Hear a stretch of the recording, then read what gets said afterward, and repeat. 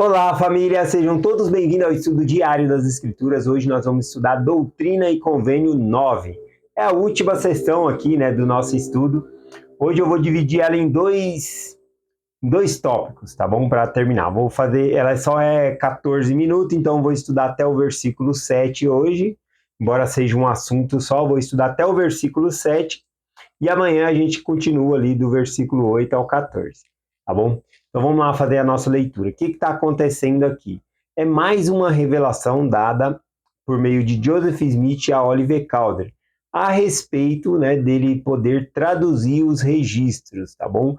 A gente vê que no capítulo 6, seção 6 de Doutrina e Convênio, o Senhor prometeu, que ele poderia traduzir os registros. Depois, no capítulo 8, ele pede uma outra revelação ali na seção 8. De novo, o Senhor promete a ele, e fala que tem outros registros ainda escondidos, que ele poderia traduzir. E agora aqui no 9, aqui, tá bom? O Senhor explica por que ele não pode traduzir, mas no sentido que o tempo passou. Era para ele traduzir, mas o tempo passou, ele demorou demais, tá bom? Aí, então, nessa sessão vai estar falando sobre isso. Vamos lá para o estudo aqui, ó. Versículo 1 diz assim: Eis que eu te digo, meu filho, que por não teres traduzido conforme havias pedido, e começado outra vez a escrever para meu servo Joseph Smith Jr., desejo que assim continues até que tenha terminado este registro que confiei a ele. E então, eis que te concederei poder para que ajudares a traduzir outros registros que tenho.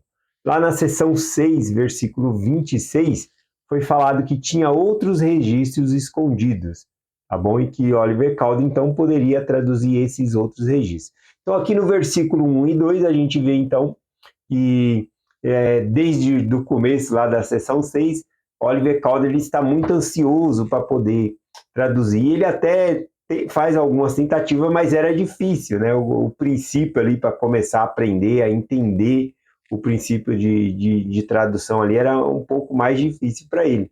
Então, ele ficou frustrado, pede outra revelação, e agora o Senhor fala que ele não é para traduzir o livro de Mórmon, mas que há outros registros, e que ele está sendo chamado para ser o escrevente, para escrever, ajudar Joseph Smith aqui, e não traduzir.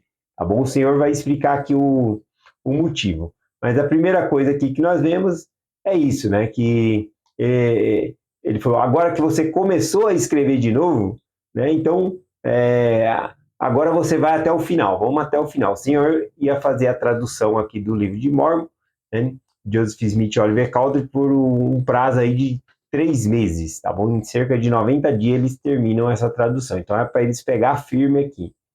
Versículo 3 diz assim: Sê paciente, meu filho, porque isso é segundo minha sabedoria, e não convém que traduza neste momento. Então o Senhor fala, eu acho bonito, que várias ocasiões aqui o Senhor chama Oliver Cowdery de meu filho. Sê paciente, meu filho, calma, tenha paciência, Tem outros registros, você vai traduzir outros. Esse aqui é Joseph Smith que vai traduzir. E aqui quando ele fala, isso eu estou falando para um sábio propósito meu. Então, ou seja, confia em mim. É para o seu bem que esse registro aqui você não vai traduzir, é para o seu bem. Ou para algum outro sábio propósito do Senhor, conforme mencionado aqui.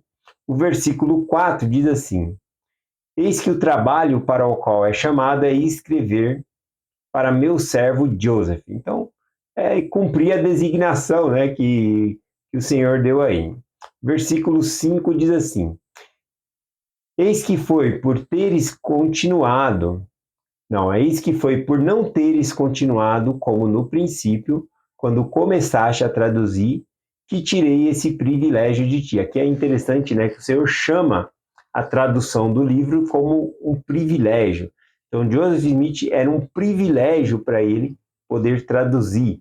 E para você, e para mim, é um privilégio trabalhar na obra de Deus, poder ministrar, poder compartilhar um discurso, poder ajudar as pessoas, é um privilégio que Deus nos dá, por meio de designações, de ajudar, servir as outras pessoas, é um privilégio trabalhar no reino de Deus. tá bom? Então aqui também é um privilégio para Oliver Cowdery ser um escrevente, né, dentro para ajudar Joseph Smith aqui. Então, não importa qual o chamado, o importante é nós fazermos ali com amor, tá bom? E a gente vai estar fazendo nossa parte, e é isso, né?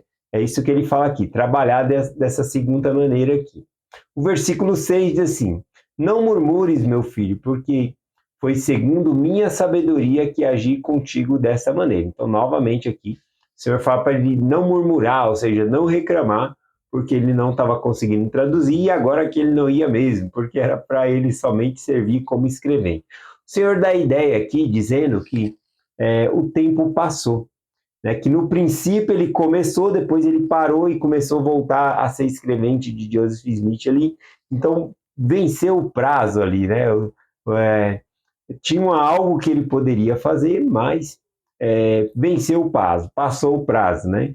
Amanhã a gente vai falar mais sobre isso, porque o Senhor, lá para o restante dos versículos, ele vai falar mais sobre isso. Mas hoje vamos finalizar aqui ó, com o versículo 7, fazendo algumas aplicações aqui para nós, tá bom? Algo bem importante que o Senhor fala aqui para Oliver Cowdery, né? Ele pensou que seria fácil, né? Pedir a Deus, agora eu posso traduzir. E o Senhor realmente prometeu que ele poderia, mas não significa que porque Deus prometeu que seria fácil, tá bom? Então vamos lá, o versículo 7 diz assim: Eis que não compreendeste, supuseste que eu concederia a ti, quando nada fizeste a não ser pedir-me. Ou seja, ele achou que conseguiria traduzir somente por orar a Deus, por pedir a Deus, por suplicar a Deus. Aliás, isso mostra que ele estava pedindo muito, né? Na seção 6 ele suplica, na seção 8 ele suplica de novo. E aqui, né, o Senhor está falando para ele, olha, você não entendeu, né? Você acha que você conseguiria somente porque pediu para mim? Não. E no resto dos versículos aqui vai explicar que existe um trabalho a ser feito, existia trabalho. Joseph Smith estava traduzindo? Sim. Parecia fácil ver Joseph Smith traduzindo? Sim, parecia fácil, né? Ele ia ditando as palavras ali sem muita dificuldade. Mas no começo, né? No começo foi dificultoso também para Joseph Smith. Então não dá para pular etapa. Então, Oliver Cowdery chegou agora, já não ia começar traduzindo facilmente. Ele tinha que estudar os caracteres, fazer um esforço melhor aqui, que é o que vai explicar amanhã, tá bom? Então, para terminar aqui, eu queria pegar essa parte aqui, né, que ele fala aqui, eis que não compreendeste, suposte que eu te concederia a ti, quando nada fizeste a não ser pedir-me. Ou seja, a pessoa que só ora, mas não busca. Não adianta só eu orar por um emprego, mas eu não ir buscar um emprego, tá bom? Tem uma frase, eu não lembro quem disse agora, eu estou sem internet aqui em casa, eu vou ver se eu consigo mandar esse vídeo ou de manhã, ou eu vou ver ali na casa do meu vizinho se eu consigo pegar a internet dele para mandar. Bom, então não consegui pesquisar aqui para pegar essas frases. Mas tem uma frase que diz assim: ajoelhe-se e ore como se tudo dependesse do Senhor. E depois levante-se e trabalhe como se tudo dependesse de você. Então, é 50-50, né? 50% de cada. É certo que tem vezes que não tem nada que nós possamos fazer, e aí nós nos enganamos, porque sempre tem algo que nós podemos fazer, que é a oração. Então, tem vezes que só vai entregar na mão de Deus. Você fala, eu fiz tudo, Senhor. Eu fiz tudo. Mas espero que nós possamos ter feito tudo, já com a orientação do Senhor, buscando ao Senhor. Não querer fazer sozinho, mas sempre se aconselhar com o Senhor. Mas fazer tudo o que está ao nosso alcance. Então, essa frase aqui revela isso, que nós devemos orar a Deus como se tudo dependesse dele. E depende. Mas quando nós nos levantamos, devemos trabalhar como tudo se dependesse de nós para se cumprir a vontade do Senhor, tá bom? E aí, essa parte aqui, né, que ele fala, suposto que eu te concederia a ti, quando nada fizeste, a não ser pedir-me, né? Ele não fez nada, né? O Senhor está falando isso, você não fez nada, você só está pedindo, só. Você não está se esforçando, tá bom? E aí eu peguei aqui nas Escrituras 2 exemplos para compartilhar rapidamente aqui, em ocasiões que Deus ele pede para parar de orar ali, né? E tomar uma ação, tomar uma atitude, não é só ficar orando, tem que tomar uma atitude. A primeira eu peguei aqui em Êxodo 14, quando os filhos de Israel saiu do Egito, tá bom? E depois, o que acontece? Os egípcios, eles perseguem os filhos de Israel ali e cercam ele. Diante deles tem o Mar Vermelho ali, né? E aí não tem para onde fugir. E aí o Senhor revela a Moisés que ele deveria abrir o Mar Vermelho para que o povo passasse. Mas Moisés, ele estava cheio de fé. A gente vê que em Êxodo 14 que ele estava cheio de fé, né? O povo falou para Moisés assim: não tinha sepulcro lá no Egito, né? Para nós morrermos e ser sepultados lá. Você tirou nós do Egito para quê? Para morrer nesse deserto aqui. E aí Moisés, cheio de fé, fala: não, vocês vão ver a mão de Deus aqui. Deus vai proteger a gente. Tenham fé. Para com isso. Então ele começa a mostrar que tem fé. E aí ele começa a suplicar a Deus, tá bom? Então ele encoraja o povo e depois começa a suplicar a Deus. E quando começa a suplicar a Deus, depois que Deus já revela a ele o que deveria ser feito, Deus ele fala o seguinte para Moisés. Está lá em Êxodo, capítulo 14. Vou ler já a parte aqui, versículo 15. E então disse o Senhor a Moisés: por que clamas a mim? Dize a Israel que marche. E tu levanta a tua mão, a tua vara, e estende a tua mão sobre o mar, e fende-o para que os filhos de Israel passem no meio do mar em terra seca. Então, olha aqui, né? O Senhor diz a Moisés no versículo 15. Êxodo 14, versículo 15. Então disse o Senhor a Moisés: por que clamas a mim? Por que você está orando, Moisés? Diz o povo que marche. Então tem hora que a gente tem que fazer a ação. Não é só orar, jejuar, tem que fazer a ação. E aqui, então, é um desses casos. O outro exemplo na Bíblia que eu tenho, sobre quando o Senhor fala, não é para orar, é para tomar uma atitude. É lá com Josué, né? Eles já haviam entrado na Terra Prometida, com Josué, eles atravessaram o Rio Jordão, vieram um milagre ali, né? O Rio Jordão, com a Arca da Aliança passando ali, a água se escoa e fica sem água, e eles passam ali em terra seca também no Rio Jordão, tal como no, no, no Mar Vermelho, né? Só que no caso do Rio Jordão, a água se deteve a uns 20 quilômetros para cima, né? Não era como duas paredes de água e eles passando. Mas entrando na Arca da Aliança com os sacerdotes no rio, o rio parou ali, né? Foi minguando a água e aí eles passaram em terra seca. Primeira cidade que eles tinham que enfrentar, Jericó, uma muralha, algo intransponível. E eles venceram, né? Eles fazem conforme a orientação do Senhor, grita e a muralha cai diante deles ali, e eles vencem ali a Jericó, tá bom? Uma grande vitória para Israel. Depois disso, o que acontece?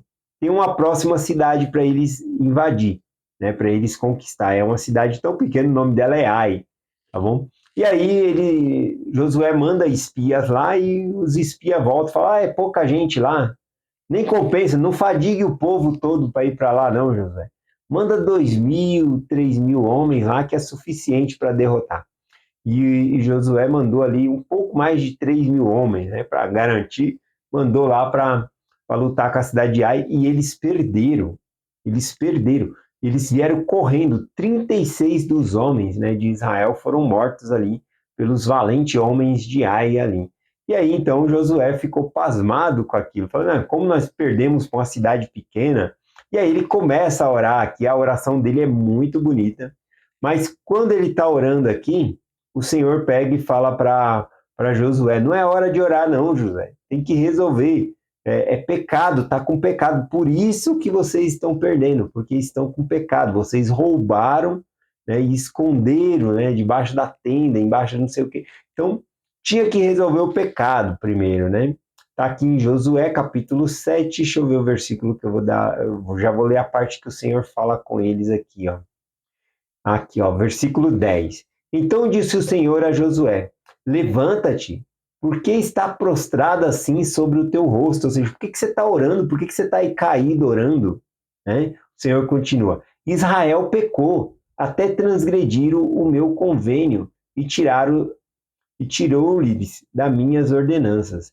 E até tiraram do anátema, ou seja, as coisas roubadas. Então, o Senhor fala para Josué: não é hora de orar, não, Josué. Tem que resolver pecado.